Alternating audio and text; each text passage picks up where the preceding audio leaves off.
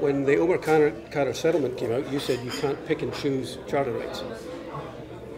Critics are saying, including me, that you are now picking and choosing charter rights, the protection offered by the charter to women's reproductive rights versus the freedom of expression of anti-abortion and church groups who now can't access funding unless they agree with your line of... We are not limiting freedom of expression or freedom of belief in any way, shape or form.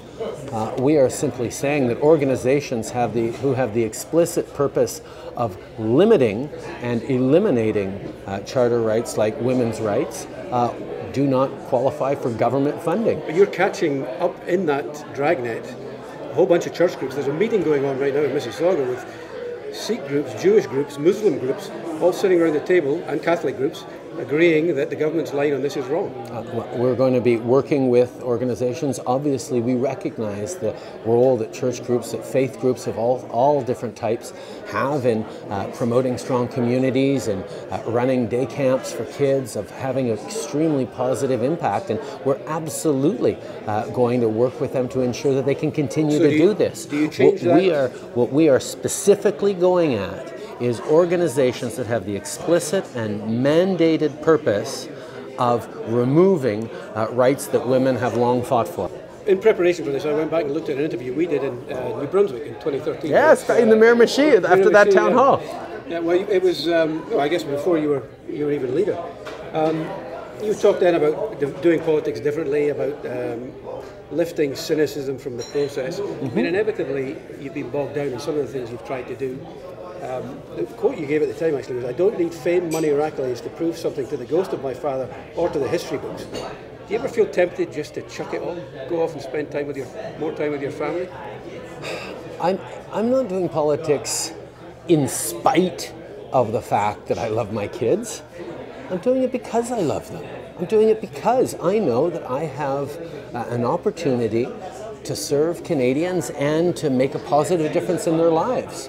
So that's the only thing that allows me to keep having the schedule that I do, to work as hard as I do, and not be there for my kids and my family as much as I'd like to, because I know I'm doing something meaningful that, yes, is hard, and yes, is draining, and yes, has its good days and bad days, but that I know deeply matters, not just to Canadians today, but to the folks who are going to be around when my kids are grown up.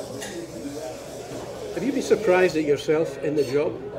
I mean, at that time I asked you a question actually.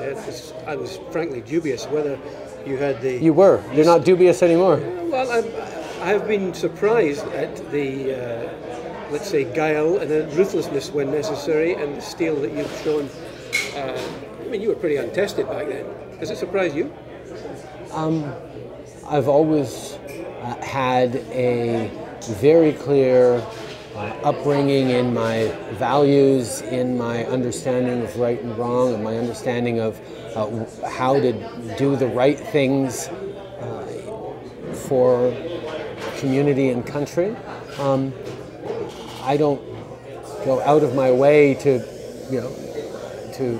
take tough decisions just for the sake of taking them. If I'm going to make a difficult decision, whether it was the Senate reform piece that was personally difficult, but ultimately I think as we're seeing the right thing to do,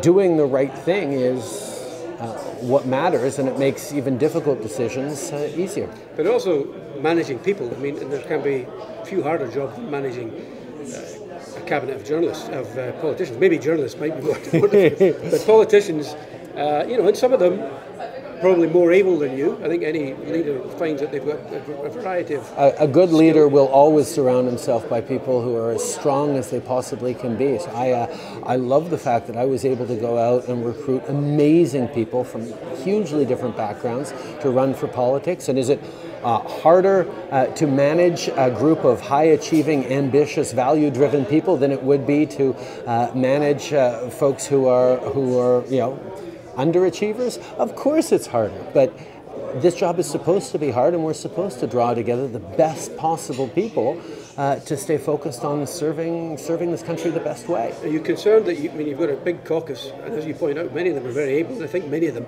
expected, as all politicians do, to be in cabinet or to be a PS or whatever. Are you worried about keeping them happy? I think the reality is there's an awful lot to do to govern Canada well, and the various levels of expertise that even backbench MPs bring to committees, bring to particular problems.